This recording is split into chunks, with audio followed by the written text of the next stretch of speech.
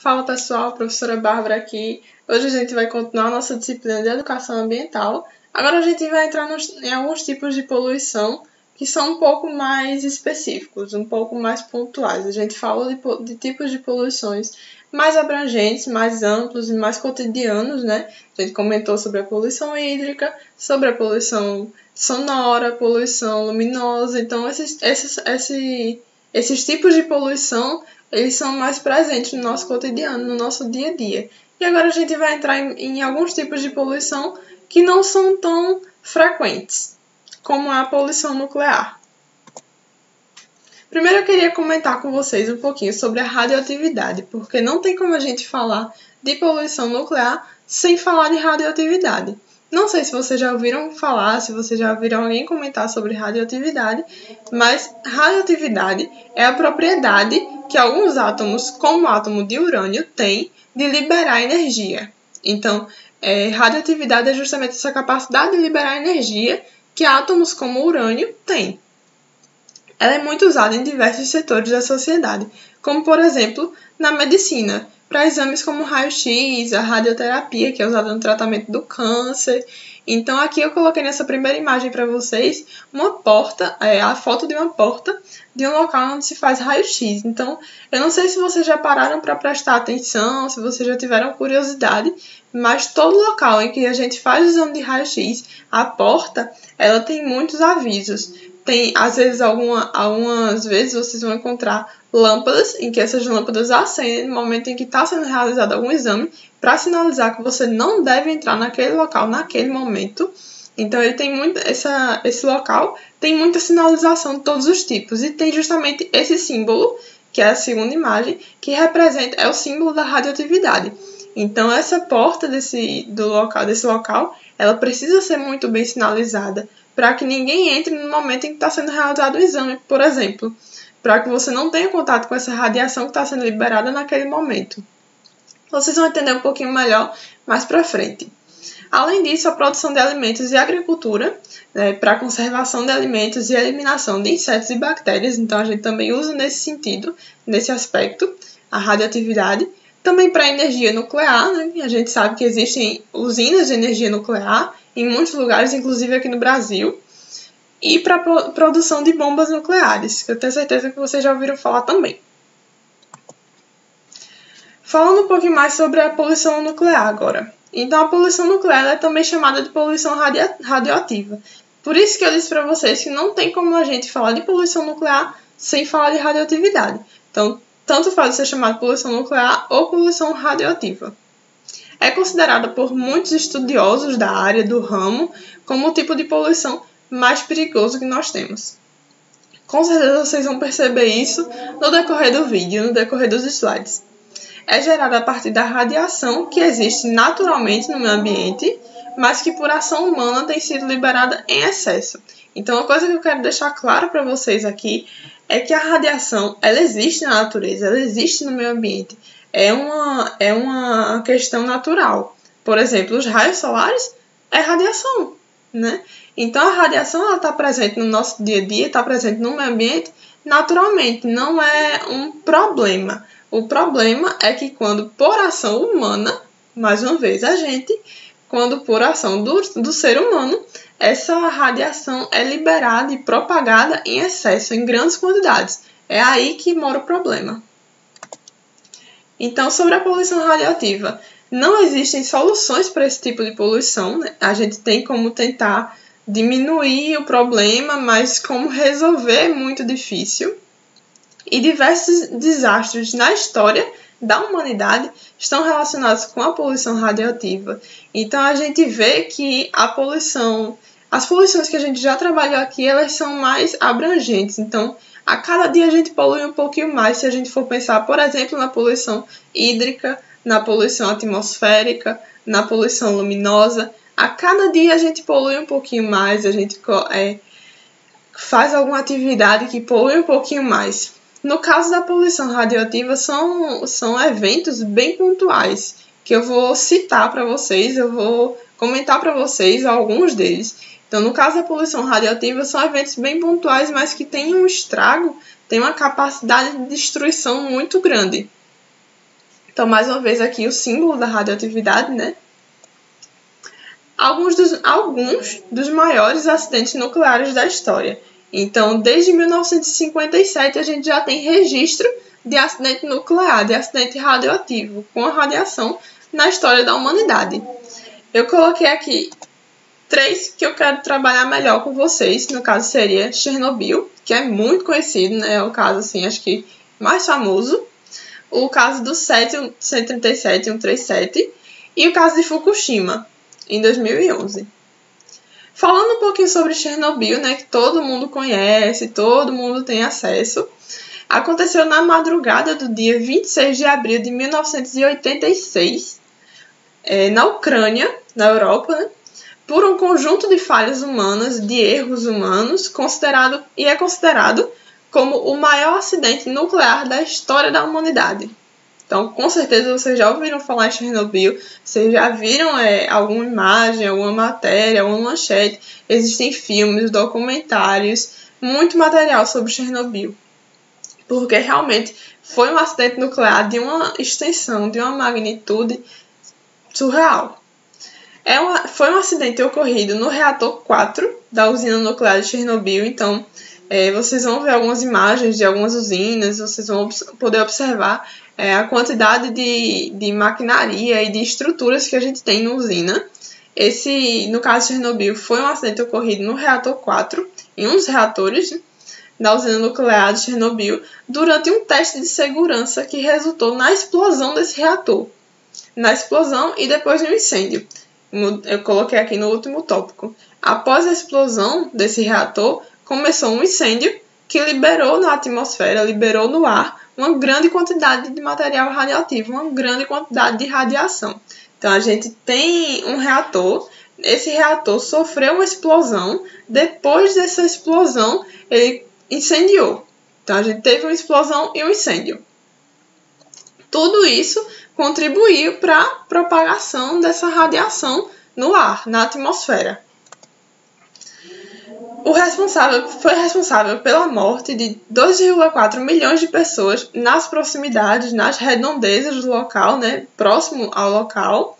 Atingiu o nível 7, que é o mais grave da Escala Internacional de Acidentes Nucleares, o índice. E o volume de partículas radioativas em Chernobyl foi 400 vezes maior do que o emitido pela bomba atômica de Hiroshima.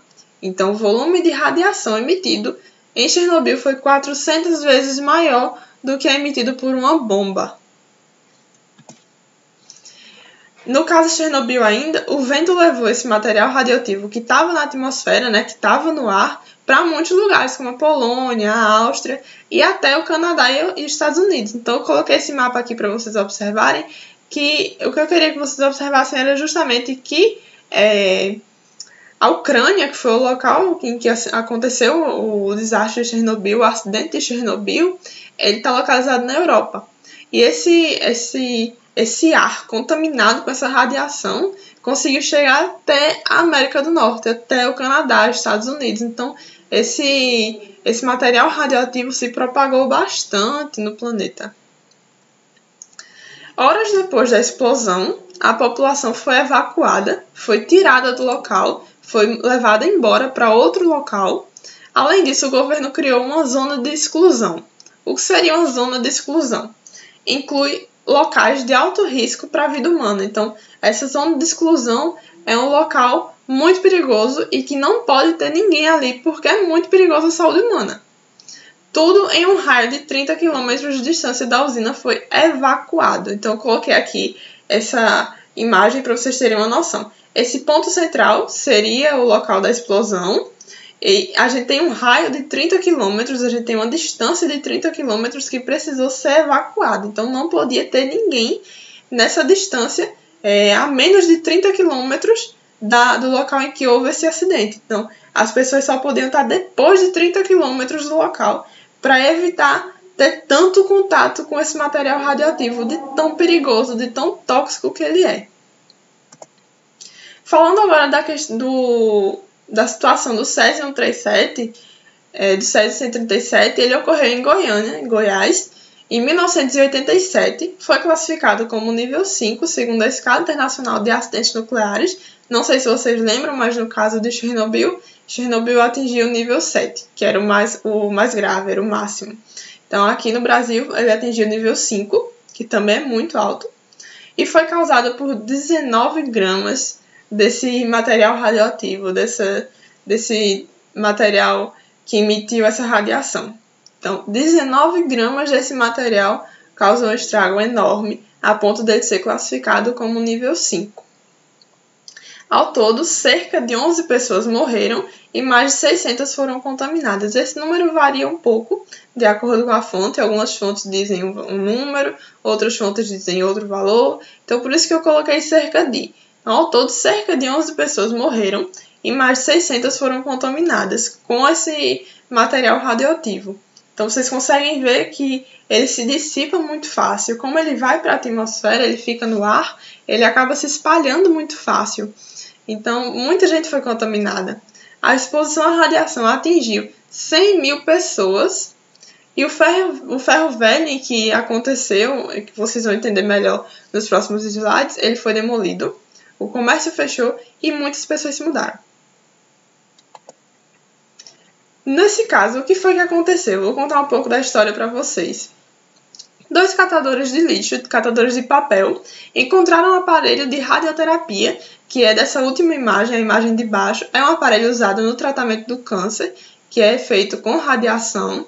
Então, eles encontraram esse aparelho e levaram para o ferro velho.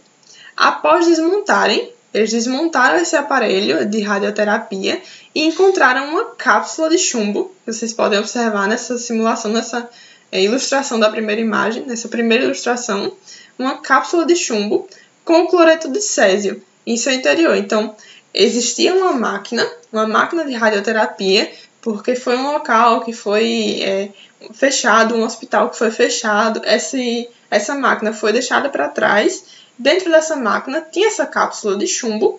Dentro da cápsula de chumbo havia o cloreto de césio, as 19 gramas de cloreto de césio. A cor do cloreto de césio no escuro impressionou o dono do ferro velho, que é essa imagem mais azulada, que o levou para casa e distribuiu o material para familiares e vizinhos. Então, esse material, esse césio, esse cloreto de césio, no escuro ele fica com essa cor azulada, esverdeada. Isso chamou bastante a atenção desse senhor. Ele achou que poderia ser alguma coisa valiosa, alguma coisa que pudesse dar dinheiro a ele, né? Depois, após o contato do césio-137, os sintomas de intoxicação radioativa começaram.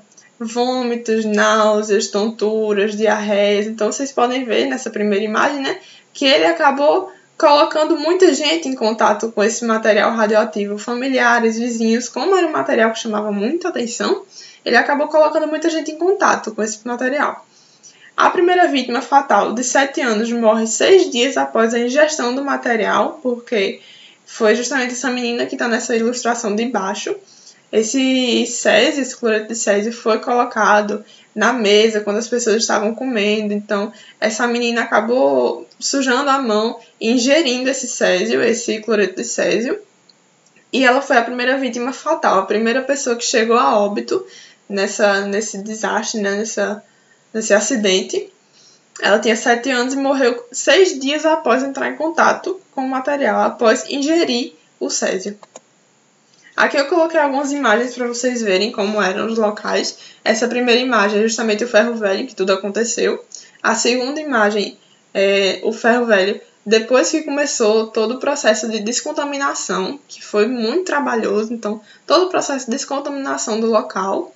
E a imagem de baixo é justamente a cápsula de chumbo, quando eles não sabiam exatamente o que era ainda, mas sabiam que aquelas pessoas todas adoecendo, porque todo mundo que entrou em contato teve algum tipo de reação. Então, aquelas pessoas todas adoecendo poderia ter alguma relação com aquele material que foi trago pelo senhor do ferro velho, trago para casa, mostrado para todo mundo. Como era material diferente, então começaram a suspeitar que aquelas pessoas doentes podiam ser por causa desse material, Era justamente isso. Então, eles fecharam esse material, tentaram isolar o material para levar para algum órgão responsável. Falando um pouquinho agora de Fukushima, que é um pouco mais recente, acho que vocês lembram, talvez se vocês forem lembrar de algum, com certeza é Fukushima. Ele ocorreu em 11 de março de 2011 no Japão. A usina nuclear de Daiichi, não sei se assim se pronuncia, sofreu danos em 3 de seus reatores, logo após um terremoto que causou um tsunami com ondas de 14 metros que inundaram a usina. Então, se vocês lembrarem de Chernobyl, foi um acidente no reator 4, então foi um reator só. No caso de Fukushima, 3 reatores sofreram com esse terremoto, né, que causou as inundações, com ondas muito grandes que inundaram a usina. Foi classificado como grau 5 na escala internacional de acidentes nucleares também, assim como no caso aqui do Brasil, também foi classificado como grau 5. Mas o que aconteceu? Vou contar um pouco da história para vocês também. Após o acidente nuclear de Fukushima, todas as usinas nucleares japonesas, né, isso ocorreu no Japão, responsáveis por 30%, por quase metade da produção elétrica do local, foram fechadas por cerca de um ano. Houve então um aumento no preço das contas, né, de energia elétrica, como eles fecharam a usina que produzia muita energia, produzia muita eletricidade para o local. Precisaram procurar outros meios, né, outros mecanismos, por exemplo, a importação de combustíveis fósseis. Então, o preço dessa conta de energia subiu bastante e acabou obrigando a população a tentar reduzir os custos. O que é que a população fazia? Tentava passar menos tempo com o aquecedor ligado. Então, se eles passavam menos tempo com o aquecedor ligado, era mais tempo passando um pouco mais de frio. Então, essa exposição ao frio fez com que as pessoas tivessem algumas doenças relacionadas a isso, algumas doenças relacionadas a esse frio. Por isso que ficou conhecido como mortes de frio. Muitas pessoas tiveram doenças sérias relacionadas a isso e acabaram morrendo. Então, não foi uma causa direta da usina, foi uma causa indireta. A gente pode dizer que foi um acidente indireto, um acidente nuclear indireto, porque as pessoas não morreram com a radiação exatamente. Elas morreram porque, com o acidente de Fukushima, a usina foi fechada, a conta aumentou, porque com a usina fechada precisaram buscar outros meios, então a conta de energia aumentou, eles precisaram cortar gastos, como o aquecedor. Com o aquecedor desligado, eles acabaram passando mais tempo expostos ao frio. Esse tempo exposto ao frio fez com que muita gente adoecesse e morresse. Então, por isso esse termo de mortos de frio. Aqui eu coloquei para vocês a imagem da usina nuclear de Angra dos Reis, no Rio de Janeiro. Ela conta com 3 unidades, que é Angra 1, Angra 2 e Angra 3.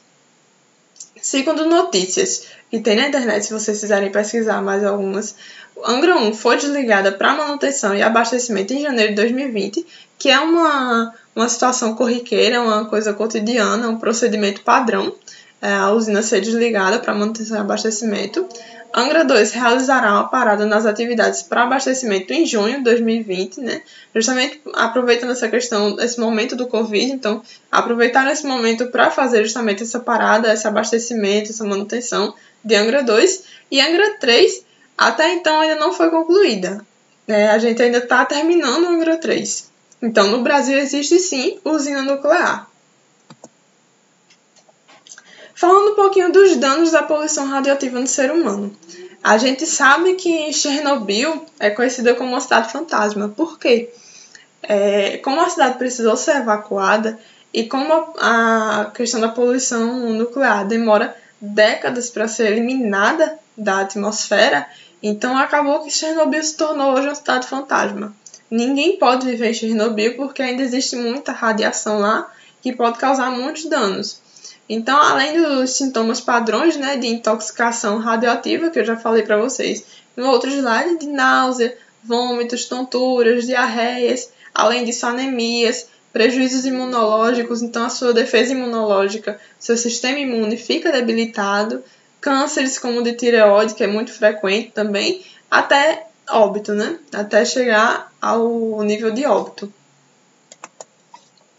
Quanto aos danos da poluição radioativa no meio ambiente, como ela pode demorar décadas a desaparecer, Chernobyl faz muito tempo que aconteceu e ainda não é um local habitável, então ela demora décadas para desaparecer do meio ambiente, desaparecer desse local. Alguns efeitos em cadeia são gerados por causa dessa poluição radioativa, como, por exemplo, o solo é contaminado. Então, se a gente tem um local que passou por esse tipo de poluição, passou por um evento que causou poluição radioativa nesse local, o solo naturalmente vai se contaminar, como tudo, né? A radiação vai estar na atmosfera, então ela vai contaminar o solo. O solo contaminado vai contaminar a vegetação que nasce naquele solo.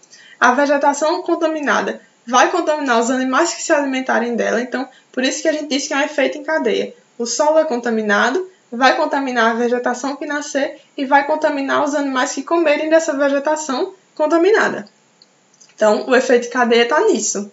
Além do solo, a água contaminada ajuda a propagar também a radiação.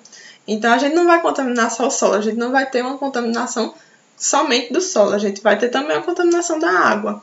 Isso vai ajudar a propagar a radiação. Então, a radiação é propagada pelo solo, é propagada pela água, é propagada pelo ar. Então, por isso que a gente diz que tem radiação em todo lugar. Então, em todo lugar nesses locais que sofreram esses eventos, né?